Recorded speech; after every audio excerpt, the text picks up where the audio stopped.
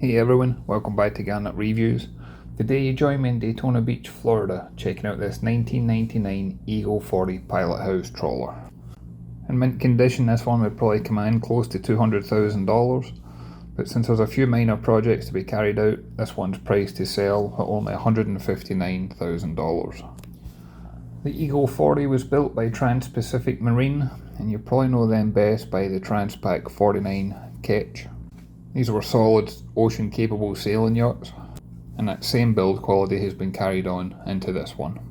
This particular example has had the same owner for 18 years, and if I was asked to help source a boat that a couple could use to do the Great Loop on an affordable budget, this one would be at the top of the list for sure. Should also be a great boat for somebody that was looking for single-handed cruising. You can get to the main deck from the lower helm on both port and starboard side, and you also have a little doorway in the hull to make boarding access even easier. This one measures in at just over 40 feet in length. She's got a maximum draft of just under 4.5 feet, and she's got a 14.5 foot beam. And as we step on board and start to head aft, you can see that that beam allows for clear deck space, and I like the solid handholds that's throughout this boat to help make you feel safe and secure when on board. And I love the design of the aft cockpit. There's plenty of space here if you wanted to do some fishing. We even have a cooler mounted in place, and there's both room here and on the Flybridge if you wanted to put some chairs out instead. One project this boat might need in the near future is to replace what you see on the deck. The good news is this is like a cork mat that's on the deck. It's basically glued into place, so it would be easy to remove this and replace it with something similar without having to worry about any holes in the deck. And then as we move up to the Flybridge, I love the large helm seat. You could easily fit 2 adults in here in comfort. You get perfect 360 degree visibility for both cruising and close quarter manoeuvres. And one other project I'd recommend for this boat is the electronics package on board. Could be doing with upgrading and modernised. You do currently have the wind speed and direction, your speed log and depth. You got your compass, there's a VHF radio, and this one's powered by a single Perkins 225 horsepower diesel. And there's also a bow thruster included as well. And as we make our way back down to the aft cockpit, you can see we've got the transom dinghy davit mount in place. But the aft cockpit also has a large lazarette with additional storage underneath. This would be a great place to store the ropes and fenders.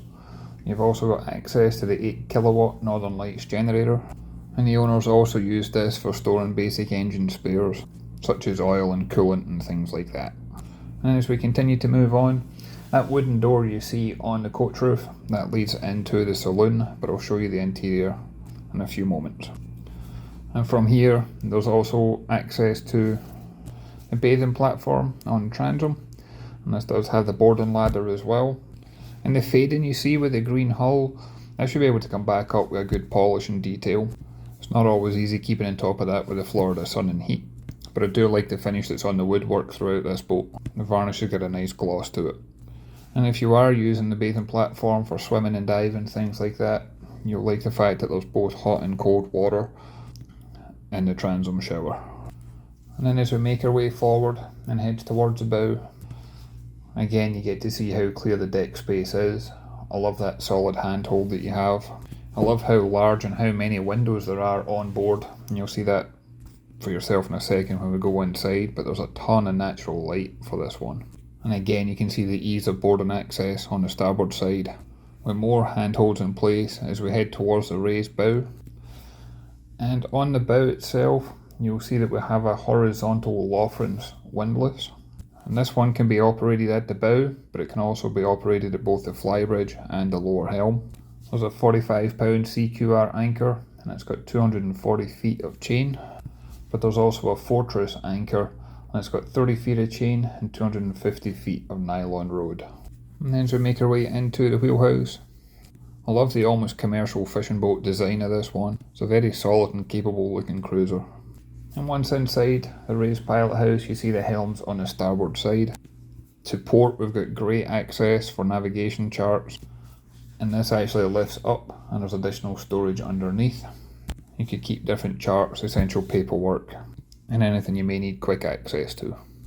And that black and white photograph you see, that's actually a photocopy of a 1998 Passage Maker article that featured the Eagle 40 Trawler Yacht. The Pilothouse also has a large L-shaped settee with a cockpit table in the middle, and I like that your friends and family can be close by while you're cruising. And then on the starboard side, we do have the helm position.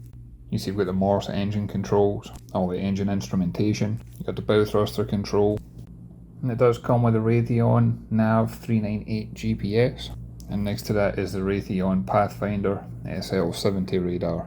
And then overhead we've got the ICOM VHF radio, and then next to that we've got the Raytheon Autopilot, and then the Raytheon Tri-Data with your depth, speed and log.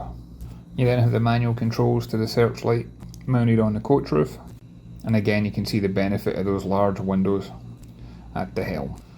And for the accommodation, the main cabin is actually on the bow, and down here you'll find an island queen size berth, and I was really impressed with the headroom. There has to be close to 7-foot headroom in this cabin, and this one offers a ton of storage for long-term liveaboard cruising, and these doors have got little magnets on the other side, so it feels like everything would stay safe and secure while the boat was underway. I also liked how many hatches you have, both on the side of the hull and overhead. This gives great natural light but also gives you extra ventilation. And then there's more storage on the port hand side with both a locker space and multiple drawers. And one design element I liked for this cabin is the shower compartment in the heads is actually separate. The shower's on the port hand side, and you can see there's plenty of headroom and room to manoeuvre. And this one is equipped with 240 gallon freshwater tank, so you can take plenty of showers while you're underway. And then the main heads compartment for this cabin is on the starboard side. And I liked how much storage was in here for your toiletries and personal belongings. And then under the steps that you have leading into or out of this cabin is where you'll find the air conditioning unit. There's multiple access points to the engine room, but this is a quick and easy access hatch if you need to check on something. It was close to 100 degrees on the outside when I filmed this one, but it was nice and cool throughout the boat on the inside. And as I step up into the Pilothouse, again you can see all those access hatches on the deck that lead into the engine bay.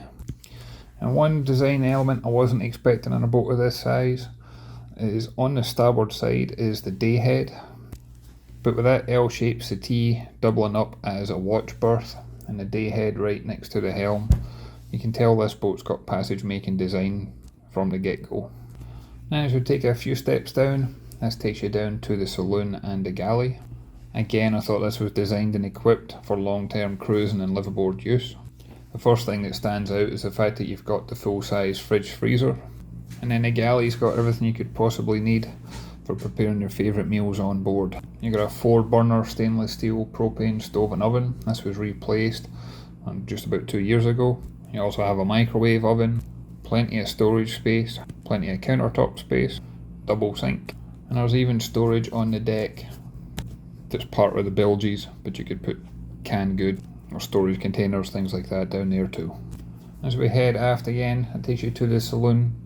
I love all those large windows, all that natural light coming through.